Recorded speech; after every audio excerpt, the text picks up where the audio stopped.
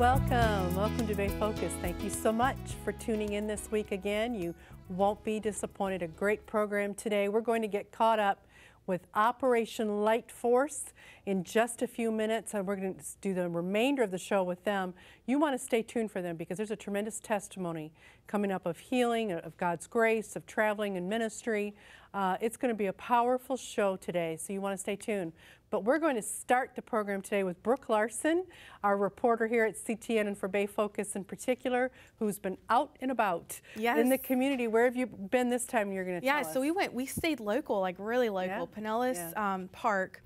We went to a Baptist church out there, and they do an open house kind of coffee shop every month. And so we went out with our cameras and we kind of shot, what was happening. And it's really unique because you've got this Christian aspect to something like just musicians performing. And so it was a really neat opportunity to kind of highlight. I like the name. It was like Solid Grounds. Mm-hmm. Solid I love Grounds. that. And you're going to tell us more about it in the piece, but you think of how creative it is that churches just come up with an outreach like that. Right. Everybody likes coffee. Oh yeah, it's a great ministry. I mean, people from all over the county come, and families and friends come to hear the music and enjoy some coffee. So it was a really neat piece, and you'll see. Yeah, well, we appreciate going out again. So we're going to take a look here at where Brooke went. And one thing I wanted to tell our viewers too, keep us in the loop. We're sending Brooke out, and she's going out and really showing us what is happening in the kingdom of God here locally, on location. So you just contact myself or Brooke anytime you think there's something that we should cover here at Bay Focus. But let's take a look here where Brooke went, where they're serving coffee and the gospel. We're here at 60th Street Baptist Church for their monthly open mic night at their coffee house, where they serve more than just coffee. Solid Grounds Coffee House is one of a kind. This Christian-based coffee house opens its doors each month for an open mic night. Families and friends come out to enjoy a little coffee and a little music. Godly passion, pure desire, cleanse me with your holy fire. God, I come on bended knee, load me with humility.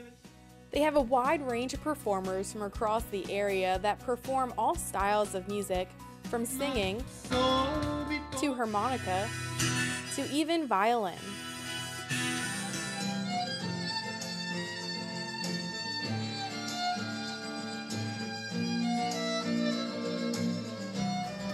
We try to just provide a good, fun, relaxing atmosphere. We try to have some light snacks and refreshments available, and we just encourage you to come and enjoy and be blessed by the ministry that we have here. It's very warm and friendly, and Steve is primarily the reason for that. He's a great host, and he does a great job in bringing everybody together. The beautiful thing about it is I've been playing for a long time, and those guys have been playing a while. Some of these people haven't been playing long at all, but nobody grandstands, everybody comes here, you know what I'm saying? And there's nobody looking down, up, or whatever. It's all like an equal playing field. The focus of the night is about bringing performers together and for people to enjoy the music. But the main focus is to set aside a time throughout the night to have a Bible study. Well, what we do is about halfway through, we do like an intermission. And around 7:30 or so, we'll stop the music and we'll do a devotional. And I'll usually bring the devotional. And at that point in time, we're able to share with them the gospel message and hopefully bring some encouragement to people. Even if they're not saved, we want to actually bring encouragement to them. And that's the whole mission, even down to picking the name, Solid Grounds Coffee House. Well, we wanted to try to keep it, kind of that tongue-in-cheek, trying to, okay, how can we make this coffee house affiliated or, coffee affiliated? And so we came up with Solid Grounds, and of course, the primary purpose of that statement and that name is because here at the church, we do believe in that solid ground of Jesus Christ. Reporting for Bay Focus, I'm Brooke Larson. Thank you, Brooke, so much for sharing what's going on at Solid Grounds Coffee House. I love it. Well, we're going to change gears now, and we're going to feature for the remainder of today's Bay Focus program, Operation Light Force. And we have the founders of this ministry with us. And not only are they going to tell us about the ministry, but they have an incredible personal family testimony to share as well. And we're so privileged today to have the founders of Operation Light Force, Richard and Dawn Mull. Thank you both for coming on. And we've had you on periodically over the years, Richard, for many years. Always love being on your show. Yeah. Well, we've been doing this show for 18 years. Wow. So I think you were like one of my early guests on. But this is the first time we've had your lovely wife, Dawn, with us. And there's a reason you're here. You're going to share your testimony in just a moment. But you guys are partners in ministry. And God has his hand clearly on your life and preserving your life. But Richard, for our viewers that may not be familiar with Operation Light Force, tell them what that is, and you use the word transformation. That's a huge part of it. Tell our viewers what it is. Well, it's about transforming hearts and transforming lives. We have a healing ministry, so we see people healed body, soul, and spirit on a regular basis. So that's where the individuals are transformed. But we've also been a part of city transformation and travel around the world and bring transformation, because that's what the gospel does. It changes, it transforms us from the old life into a new life. Yeah, well, okay, now this translates into specific, you do conferences. What happens at these conferences? We train people from the vantage point of equipping them to be able to minister healing, help people find freedom in every different facet of life. But also, many times people are coming, sometimes people are coming thinking they're coming to be trained, and they find God doing a deep work in them and experiencing healing. Because in every one of our lives, there's, you know, brokenness, broken hearts, and oftentimes what's going on in us emotionally, mentally, spiritually is affecting us physically. And so we see physical healing on a pretty regular basis as well. Yeah, physical, and of course you talk about the emotional, spiritual. Yeah. You also have a church. Tell us about your church. We call it the Father's House, and we are equipping people there, training. Where is it at? And we meet actually in our home currently. We're actually looking to start, we're looking at some property and looking to expand, so. Yeah. So you have the full gamut. Not only do you do the conferences in your church, and right now, you know, this is also very popular, house churches, you know, people meeting in those situations. But we're also going to show our viewers some pictures. You've just returned from international travel as well. Tell us where you went, and then we're going to show some pictures, and you can tell us what we're seeing. Yeah, got to go to Kenya, and I've been there now 3 times. And got to do a women's conference, a pastor's conference, and a leadership conference. Yeah, that's my son Philip who went with me. He's actually training to be a missionary pilot and has all of his pilot's licenses and mechanics licenses. He's studying under the grandson of Nate Saint. Nate Saint was the pilot to the missionary to the Waodani people. And so that is we were in the ghettos in Eldoret, Kenya. That's just walking down the street. We were doing crusades there and a number of different things. At the end of a week of crusades, we were at a church service, and it was several hours. People were standing up giving testimonies who had come to know the Lord, and this girl was one. And here we were. That just says it all right there. In the evenings doing the crusades, and the pretty large crowds gathered, and we were sharing the gospel and laying hands on the sick, and got to have Philip preach. At the end of the week, also this pastor stood up. I heard his voice from the back of the room, and he said, "I am an intercessor." He had this deep, rich voice. And he said, "I have learned so much from this young man." Oh. And because he's a prayer warrior. And we were at a church during the day doing these conferences, and they had those billboards all over town. I remember when I was little, first time I took one of my boys with me, there's people giving their lives to Christ. But they saw those billboards and they're like, "Dad, you're famous." So they were like all over in Africa. That's a great shot right there. Yeah, panoramic. Wow, look at the people. Yep. Tremendous ministry. Yeah. Yeah. There's some little kids at an orphanage. That was a different church. That's where we were doing a women's conference, and the kids, they would want to come up and touch us, our white skin and my son's blonde hair, and that's my family. Wow. All of us. Yep. Yeah, I wanted to show that family picture. I love it. Love it. Yep. That's Nathaniel, our little miracle boy. Yeah, that's your son. Yes. Yes. Yes. Yep. We're going to hear about that. He's now 10. That was a long time ago. That was my favorite picture of him. Yeah, I was just pulling up some pictures for you. I was like, oh, that's my favorite one of them. I know, So I know. And you said, like, oh, he's too cute. I had to use it. I had to use it. Yeah. Okay, so you go over and you do these conferences in Kenya.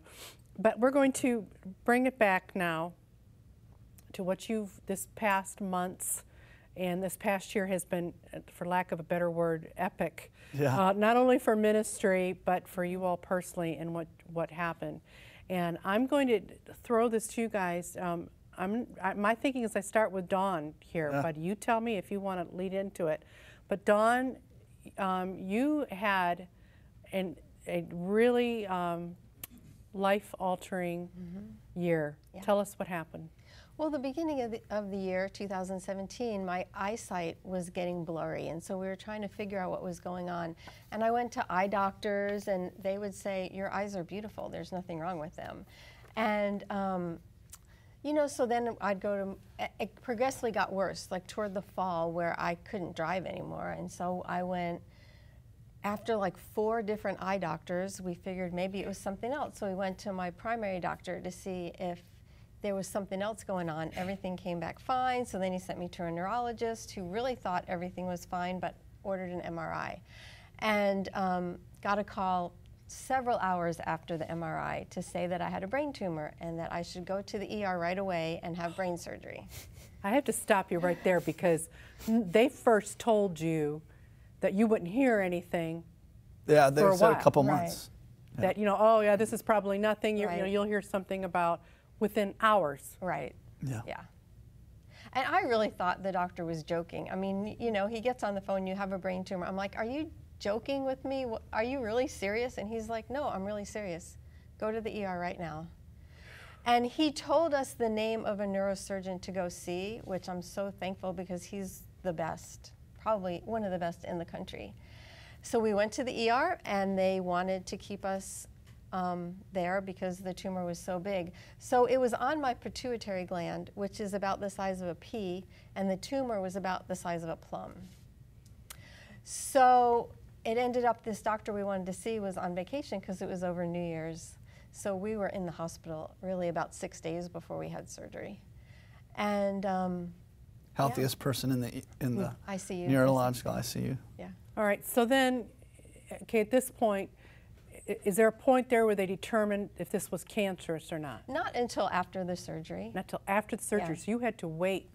I never really thought it was cancerous, and they didn't either because I guess tumors have a certain look to them, and this one didn't look like it was cancerous. So this was benign. That's the first answer to prayer. Yeah. Absolutely. This was benign. Yeah. And the doctor that we had, he said that a lot of neurosurgeons could go their whole practice and never see a tumor this big. He said I could have had it for 10 years. And that, but he does several a month this big. Or, you know, maybe this was one of the biggest, but. You know, this is literally, this was like towards the end. This was around Christmas time, wasn't it? Between Christmas and New Year's. So we're talking, this is just a few months ago. Yeah. And they went ahead and did it, the surgery, but it was a kind of a unique, they didn't have to actually cut into. No, whoever invented this surgery, I'm so thankful to them. They go through your nose. That's unbelievable. Yeah, and they just have suck a the GPS tumor of the brain.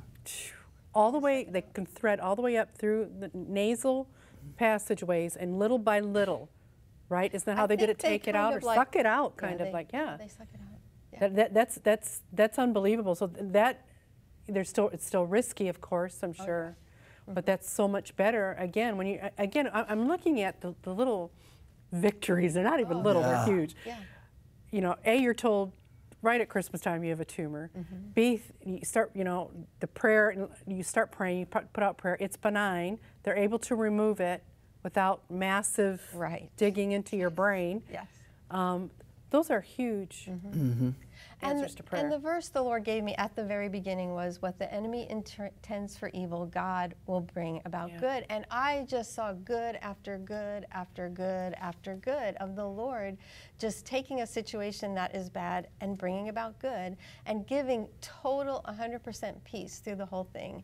And seeing restoration in relationships and just seeing the body of Christ at work. Like, I could talk to you for hours about all the good that has come out of it. See, that's so important that you were able to see that side of it. All right, and I know you had, I'm just going to assume this, there had to be moments when you're just between you and God, going, okay, God, what's up here? What do you want me to do here? You have to exercise your faith. This is a faith exercise. This is the putting to practice what you guys do in the conferences. Yeah. You are living it, walking it when you're praying for others. That God, how many times have you seen that? The people that have ministries that are a certain way, well, God says, okay, let me have you live this and walk this so that you can minister to others. Or from the family's perspective, Richard, what was this? All of a sudden, boom, you're getting this. Well, it was, watching her lose her sight was challenging because I was having to drive everywhere, just her processing that. I remember in the last few weeks, because it got progressively worse towards the end, she was getting our son really close to her. I want to make sure I can remember what your smile looks like. Yeah. And you just want to cry in those moments. And as you realize what she's going through, and that was emotionally challenging and everything. And then we're sitting down signing some paperwork on a loan when we get a phone call that she's got a brain tumor. And you're like, you can't prepare for that, moment. And yet our faith does prepare us for those moments at the same time. So, in fact, one of the questions I almost put out on our network is, where were you when you heard this news? Because it has that level of impact. Almost anybody that hears it that's close to us. Yeah. I was even telling our banker, I was like, well, actually, we just got back from the hospital. My wife had a brain tumor. And he started like stumbling. Wow. And that's the kind of internal reaction, that you usually have. And my parents happened to be at our house. We just moved them down from Tennessee. And so I walk in there going, I don't know how to say this, but we just found out Dawn has a brain tumor. And our kids had to tell them, and I had to tell my oldest son first. That had to be and tough. I said, I'm not joking. This is serious, because sometimes I can joke around about stuff. Say, everybody thought you were. This is not something a theme here. Everybody thought there was. Yeah, it just doesn't seem real. Yeah. Right. Yeah. And so. And so at that point, did you begin the prayer chains? What did you do? Did you get the word out and just say, we need God to answer prayer here? We did. I mean, the first 36 hours or so was like shock, Yeah. But yeah, we did ask people to pray, and we were letting people know, following on Facebook, what was going on. There was a lot of prayer, and God's supernatural peace. It's not something you can make happen. It's something that He does. I mean, His presence just comes, and His peace just comes, and it's absolutely amazing. Well, from what I understand, there may be a book in the making here. From what I read, that you have some things like you mentioned that you really learned through this and want to share, and some things that God gave you. And if we have a moment left here, I want you to be thinking in terms of what was possibly. You mentioned the scripture that God gave you, but coming out of the whole process. What's a story that came out of that? But I want to mention a couple things here too, that coming soon is a new book too that they have out of all kinds. I love this. Build Me an Altar, celebrating the God of miracles, because the Mulls here, Richard and Dawn in Operation Light Force operate where they see miracles. They go out and they work in the supernatural. They really do. God's gifted them and called them, anointed them to help people with healing, and they've seen some things along the way. They've seen God do some things, and it's chronicled in this book. But also, you've lived it again in your family. And another a story is with your little boy who has Down syndrome. Tell us that miracle. Yeah, Nathaniel was born 10 years ago, and diagnosed Down syndrome, and high functioning, full of life. Loved people. In fact, that picture just captured him, because anywhere you went, whoever was around, it was like he just wanted to go to people. And when he was almost 2 years old, he got a rash that got progressively worse. We went to doctors and we prayed over him, and this was interesting, because it was like God just supernaturally revealed that it was a zinc deficiency. But when we went to get blood work to confirm that, they put us on steroids, antiviral that we tried to refuse. And they were going to write us up for non-compliance, and so we acquiesced. Those medicines caused an ulcer that ruptured and caused him to die. So in my arms, I pulled him off my chest, and we were headed back to a different hospital because it was such a bad experience at the first one. And I pulled him off my chest and I said, he's gone, my son is gone. And that was the words, because I'm holding his body, but he's not there. And I just began to pray. Doctors and nurses came in, began to work on him. At that moment, I didn't want Dawn to be there. And I said, go out in the hallway, you know, just, it's like how I reacted. Her mom was a nurse, and she started doing the CPR because there was no one in the hospital room where we walked in.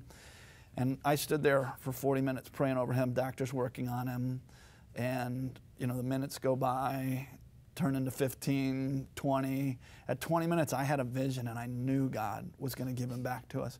But as the minutes tick away, it's less and less likely that you'll ever see your child again. And they found a heartbeat and blood pressure at 40 minutes, and wheeled him into surgery. They said he's not going to make it through surgery. They said he'll be brain damaged. He's, you know, been without oxygen, without heartbeat for too long. Of course, today he's got so much energy. He's intelligent. He is full of life. He's the life of the party almost all the time. But God had another plan. And, wears us out. Yeah. So, yeah. Wow. Yeah. That is like, you know, again, the bad report. Yeah. But God had a plan for this young man, and he's 10 years old and alive and doing well. You guys have lived this. Okay, we're running out of time, but I just want to quickly, Dawn, you said there's something that just grabbed me when you said it, that there's just so much you wish that you could talk for hours about what God has spoken to you through this. Give us just an example of what you feel. There's so much, but I want to piggyback on Build Me an Altar, because when we go through a trial, God wants us to remember what he did. And so I was asking the Lord about that, and he's like, my eyesight, as my eyesight is coming back, that's my altar. So as I go through life and I can see something again, that's what I remember. God has healed me. God is the one that's done this. So any trial we go through, it's important that we remember, because just like the children of Israel, we're so apt to forget. Yeah. We're so apt to go back to our old ways. And so always having that altar for each trial to remember how faithful God is. That's huge. That is a very deep insight. I have to tell you that is, because you can forget, and you can literally. Years ago, I had somebody speak into my life too. Put that rehearse your victories, rehearse, remember, Right. Yeah, remember, don't forget, and to build an altar in each trial. That's very significant. I love that. I love you sharing that. Okay, and then just in our final moments, how can people support Operation Light Force, Richard? Yeah, well, we're pretty excited. We believe God's providing for us a new home, and we've had some, generous contributions towards that. And we want to build a healing center that'll be for the healing center for the church. We do a lot with youth and training and equipping them, and we got a pretty amazing group of teenagers. They're trying to get 24 students committed to an hour of prayer a day, because they want to cover the clock, 24 hours of prayer. Wow. Yeah. So they're over 12 now, I don't know exact number, that have committed to an hour of prayer, 3 chapters of the Bible, and fasting a day a week. And because that's what it's going to take to see revival. So I'm saying, God, through the next generation, could we see an outpouring of your Spirit? Yeah. Because it's always been through those kind of prayer efforts that we've seen the greatest moves of God. Yeah, and you've done those the 40 days emphasis over the years. You've done a variety of things. So probably one of the best ways for our viewers to connect with you is to do these conferences. Yes. That would be which, if they go to the website, right, they're all listed? Operation Light Force. Yep. Throughout the year. Yes. They have what that they can do, and they can register and everything through the website. Yes. Okay. All right, so Operation Light Force, your church, your international ministry that you go, that's all the different ways that you minister. Okay, I just want to thank you both. This our pleasure. Took a lot to come out. One quick question, in case our viewers are wondering: is your eyesight fully back yet? It's not fully back yet, but it's a progressive. But it's coming back. Yes. They expect you to have a full recovery. That's what we're believing for. Yes. Yeah. But it's better than it was. It's much better than it was. Yeah. Not having to hold everybody's face right up. Thank you both for coming on the program today. Thank you so much, Awesome. God bless you. And I hope you will support and get out there and pray for and connect with the conferences, Operation Light Force. And we're going to show you on screen one more time how you can contact them. And then we will be right back with more of Bay Focus.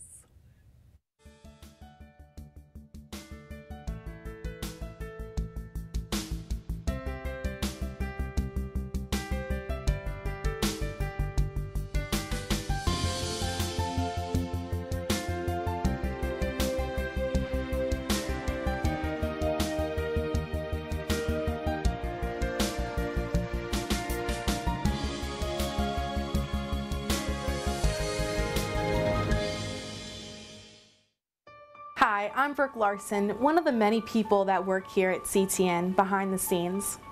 Each day we come together to bring you Christian programming and testimonies that help you on your Christian walk. Programs that speak life, truth, healing, and change. We believe that God so loved this world that He gave His only Son, and that anyone that believes in His Son, Jesus Christ, would not perish but have eternal life. That's why we're here today, to spread the good news of the gospel of Jesus Christ across the airwaves and into your homes, so that you and your family can find that same love that will set you free. Please consider partnering with us today and help us spread the gospel to every home. If each of us takes part and unites together in prayer and support, we can help change lives, communities, and nations.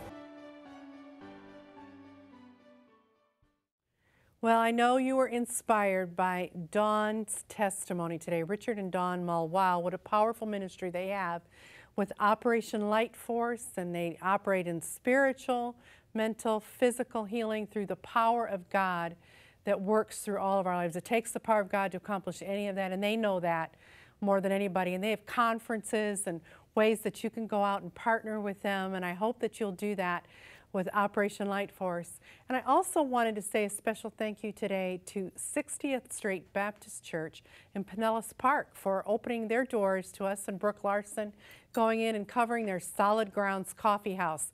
What a tremendous ministry that is, an outreach to the community. And I like the unique and creative ways that churches are trying to get the gospel out and get people to walk through their doors. And that's a good example. So keep us in the loop here at Bay Focus of what's going on here in your area. If you know of a ministry you think that we should highlight on the program, please contact myself or Brooke Larson, and we will take a look at that and see if that would work for us. And I want to thank you for tuning in, and I pray God's blessings on you for this coming week, and that you would experience God's healing in all areas of your life today too. We will see you next week. May God richly, richly bless you.